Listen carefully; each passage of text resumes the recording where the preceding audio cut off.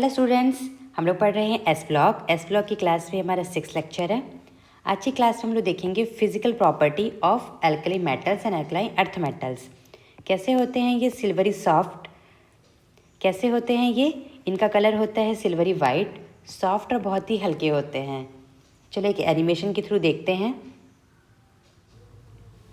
यहाँ पे जो एल्कली मेटल्स हैं बहुत सॉफ्ट हैं, दिख रहा है कि हम उसे चाकू से भी काट पा रहे हैं। जैसे ही काटा वहाँ पे सरफेस कैसा है, बहुत चमक रहा है, शाइन कर रहा है, क्योंकि मेटल बहुत शाइनिंग होता है, इस वजह से वो शाइन कर रहा है। पर धीरे धीरे देखो उसकी शाइनिंग कलर ब्लैकिश में चेंज होती जा रही है, काला होता जा रहा है। यानी उसके सरफेस के ऊपर जो चमक रहा था वहाँ पे कोई आ गया, वो क्या है, एयर के साथ रिएक्ट करके वहाँ पे ऑक्सीजन आ गया, वो क्या बन गया है, मेटल ऑक्साइड।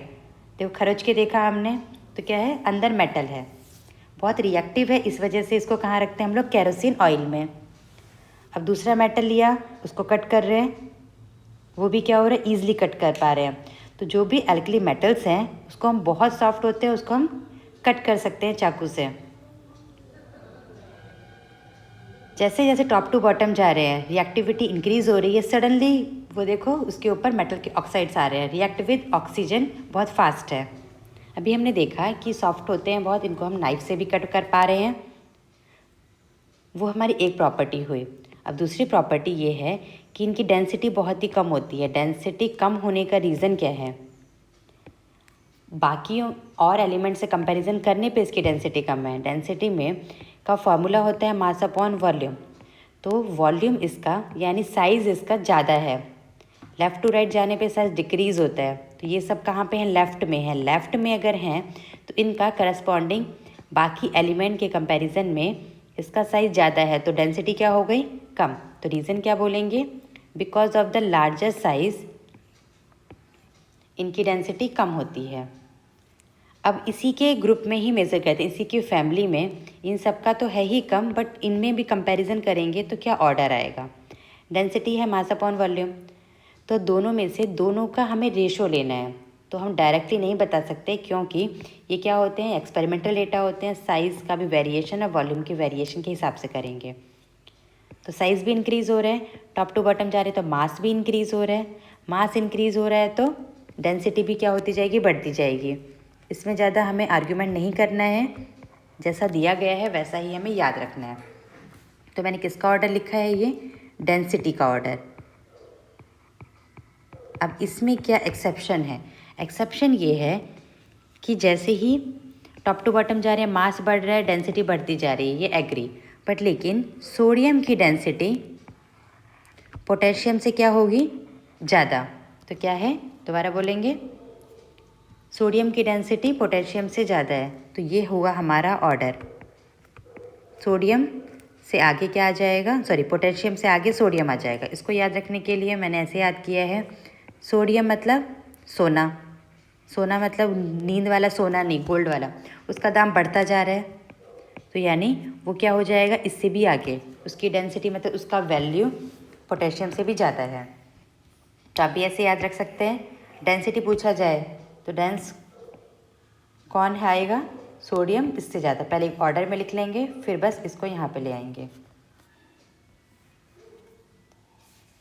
बेरिलियम वाले सेकंड पीरियड वाले भी, सॉरी सेकंड ग्रुप वाले भी, इनकी डेंसिटी रिलेटिवली कम होती है। टॉप टू बॉटम जाने पे डेंसिटी इंक्रीज़ होगी क्योंकि मास इंक्रीज़ हो रहा है, पर इनमें भी इनके जैसे ही पूरा ऑर्डर नहीं है, थोड़ा एक्सेप्शन है। तो आपको डेटा याद नहीं रखना है, स्पेशली तो मैं बोलूँगी कि एस ब्लॉक में आप एल्कली मेटल को ही अच्छे से देख लें कि उसमें डेंसिटी का क्या ऑर्डर है। इसका भी डेटा दिया है, एक बार आप इसका ऑर्डर निकाल लें। याद रख सकते हैं इसका ऑर्डर, अच्छी बात है, नहीं याद रख सकते तो कोई प्रॉब्लम की बात नहीं है। एल्कलाइन अर्थ मेटल भी कैसे होते हैं, सिल्वरी वाइट, ये भी चमकते हैं, बहुत ही सॉफ्ट होते हैं। बट लेकिन ये एल्कली मेटल के कंपैरिजन में क्या होते हैं, हार्ड। उन दोनों में कंपैरिजन आएगा तो ये हार्ड है, पर लेकिन बाकियों से कंपैरिजन करेंगे तो इनको सॉफ्ट के ही कैटेगरी में रखेंगे। बेरिलियम मैग्नीशियम का थोड़ा ग्रेइश होता है। इन सब का क्या होगा, मेल्टिंग पॉइंट कम होता है। मेल्टिंग पॉइंट कम होने का मतलब इन सब के अंदर क्या है, S1 है, इसमें क्या है S1, इसमें है S2। और आयरन में लास्ट में वैकेंट ऑर्बिट, लास्ट में जो डी ऑर्बिटल है वहाँ पे क्या होगा 3d6। जितने ज़्यादा अनपेयर्ड इलेक्ट्रॉन्स होंगे, इलेक्ट्रॉन्स क्या करना चाहते हैं, पेयर्ड बनाना चाहते हैं ऐसे ऑर्बिटल में, जितने अनपेयर्ड होंगे उतनी बॉन्डिंग अच्छी होगी। पर इसके केस में तो इलेक्ट्रॉन्स ही कम है, तो कम होने की वजह से मेटलिक बॉन्डिंग क्या होती है, वीक। वीक होने की वजह से ये कैसे दिखते हैं, सॉफ्ट। जैसे आयरन एल्युमिनियम हार्ड होते हैं, उसको हम हाथ से नहीं तोड़ सकते, चाकू से नहीं काट सकते, पर इनको क्या कर सकते हैं, कट कर सकते हैं। मेल्टिंग और बॉइलिंग पॉइंट भी बहुत कम है। रीज़न क्या है, वीक मेटलिक बॉन्डिंग। अब दोनों में अगर कंपेयर किया जाए तो इन दोनों में मेल्टिंग बॉइलिंग पॉइंट कम है, बट इन दोनों में कंपैरिजन करने पे इसका रिलेटिवली ज़्यादा आएगा। किसका ज़्यादा आएगा, अल्कलाइन अर्थ मेटल का। सिर्फ साइज़ इसका ज़्यादा होता है, बाकी सारी प्रॉपर्टीज़ क्या होती हैं, इसी की ही ज़्यादा होती हैं, अल्कलाइन अर्थ मेटल की। वेरिएशन देख लेते हैं मेल्टिंग पॉइंट का। Top to bottom melting point decreases, मतलब वो ईजिली मेल्ट हो जाएगा। इसके केस में भी है, पर थोड़ा सा एक्सेप्शनल है मैग्नीशियम के केस में, ये ज़्यादा ही कम हो जाएगा। फिर ऐसा स्लोप है। आपको डेटा याद नहीं रखना है, मैं बार बार बोल रही हूँ, बस आप ऑर्डर देखते चलिए। Variation in the melting point, melting point में इतना वेरिएशन क्यों आता है, क्योंकि इसमें मेल्टिंग पॉइंट में मेटेलिक बॉन्डिंग की बात कर रहे हैं, क्योंकि हमें सॉलिड से लिक्विड में करना है, तो उसमें मेटेलिक स्ट्रेंथ ही कम है, बहुत ही वीक है।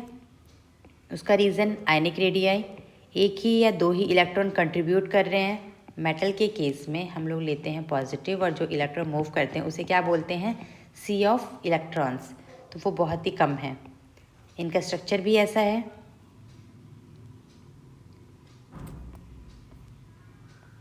यहाँ पे देखा मैग्नीशियम के बाद जो कैल्शियम आ जाएगा उसका मेल्टिंग पॉइंट रिलेटिवली बढ़ रहा है, तो एक्सेप्शन ऐसा क्यों है, क्योंकि उसके अंदर डी ऑर्बिटल या डी इलेक्ट्रॉन का कंट्रीब्यूशन आएगा।